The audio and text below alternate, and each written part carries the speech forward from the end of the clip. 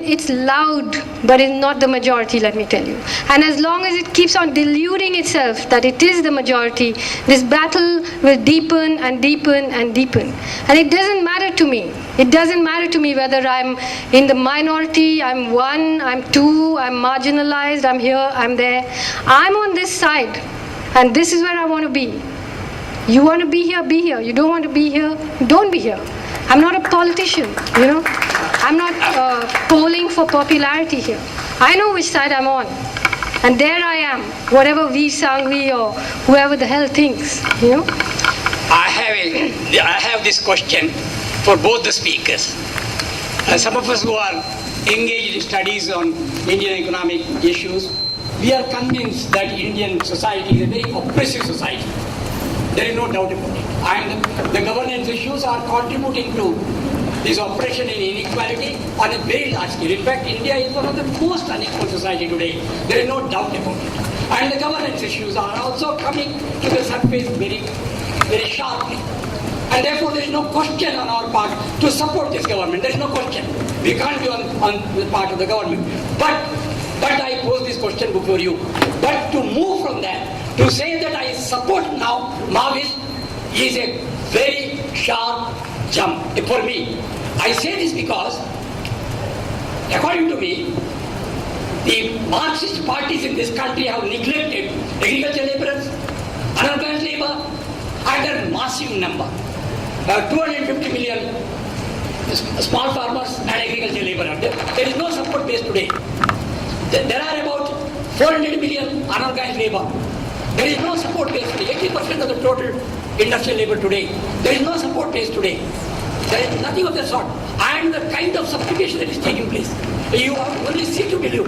Some of us, I am sure Mr. Sebastian will come to Kandivali and see in front of the industrial estates and see the kind of suffering that is writ large when they come out of their industrial estates. But there is a vast area which is not there. And to me it appears that the Maoists who are concentrating and hiding in forests and keeping the tribals as a shield are making the state divert its attention from the larger question of crisis in this country. There is a bigger structural crisis, and what is happening is that because the Maoists have neglected this, they could have as well come to the forefront and organized industrial labor, agricultural laborers, and what have you. Why are they not doing it? Because they do not have the political and intellectual power to do that. They have only one goal. Unfortunately, it is a fact of life that they are thinking in terms of changing the state with the barrel of the gun. They will not succeed with such a narrow political basis. They will not succeed. In that sense, the Indian state is much more powerful. I wish these people had a larger political base and larger movement. I saw in Gautam's article, he has raised this issue in the last paragraph. Yes, you know, that these issues have got to be debated. And therefore, for me to say that I support Maoist, I am saying there is a larger question.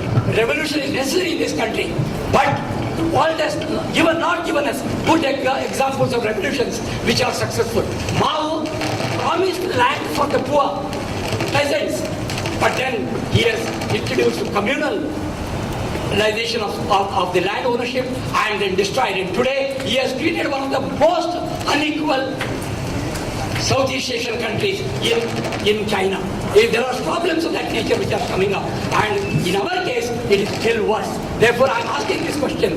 This support from one to the other, according to me, is a serious question, and they are diverting attention from one to the other. Thank you. It's very difficult to disagree with you, Dr. Shetty, but I'll try and do it. I don't agree with you. And when I said I support the Maoist, I'm making it clear that I support them in this war that has been foisted on them. Does it mean that I agree with everything they do or they have not done or ought to do? No, that's not what I mean. That's not what I also stand for. But that's a separate issue. No, I'm sorry. Just a minute, sir. No, Dr. Shetty, listen to me. No, but Dr. Shetty, please listen to me. Please listen to me. The topic of today is just, topic for today was the war against our people. It's in that context I was speaking. Now, I agree with you that it's high time, or they ought to have been working amongst industrial labor, agricultural workers, etc., etc. But let's look at the reality also. It's fine for us to demand, but is it possible for them? Since 1978, under one pretext or under one law or the other, Maoist or People's War or MCC and all have been banned, proscribed in this country. And you know what proscription means? Proscription means that you cannot organize, you cannot mobilize, you cannot come out with your literature, you cannot hold public meetings in your name. It creates, where is it possible for them, even if they want to? They're not in a position to do it, I believe, because it's not possible for them to come out openly and work. I mean, they'll be picked up, killed, or put behind bars with 30, 40, 50 cases. Well, they'll never come out from jail in this life. The point I'm trying to make is that yes, it is correct to demand from all the parties, and especially the Maoists, who I believe provide the most formidable resistance today that is being offered. And that is one of the reasons why they are also being made a target of. Yes, we have to demand from them, as Arundhati says, we have to ask them those questions. I have a whole set of questions also which are raised with them, and I would like to raise with them again and again. That's not the point. We have to do it, and we'll continue to do it. That's not the point. The point is it possible today, even if the Maoists agree? Will they be in a position to come out and work? I mean, it's not possible. If the government comes out and says that any person who speaks in support of the Maoists can be hauled up, the Ministry of Home Affairs then issued a directive which has been put up. I mean, it has been distributed everywhere. And they say under Section 39, even a supporter, I mean, they would be regarded as supporters.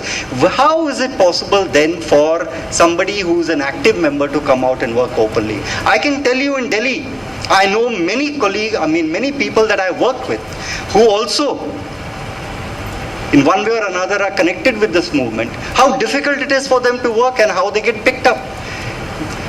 In Delhi, in the last just 4 weeks, about 11 people have been picked up. What were they doing? They lived in the working class slums. They were working amongst, and they ran small trade unions. They didn't have guns or anything. I mean, the party which they belong to or they sympathize with may believe in one thing, but the work they were engaged in, at no way were they carrying out armed resistance or something. They were working, living in the bastis, working to mobilize and organize in the best way possible, given all the hurdles that have been put up. So it's all right to ask, but we have also to look at the other side, whether it is possible for them to do it.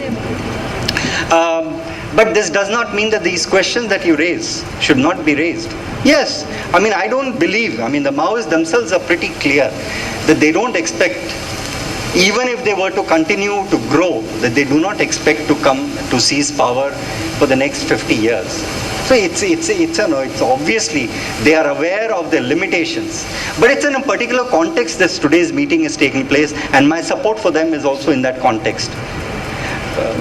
I don't know whether it satisfies you, Dr. Shetty. I hope there'll be occasions. We will have a more detailed discussion next week. Yes. I just think that in answer to that question, I also want to say that sometimes we are already beginning to treat the Maoists as if they are already the state.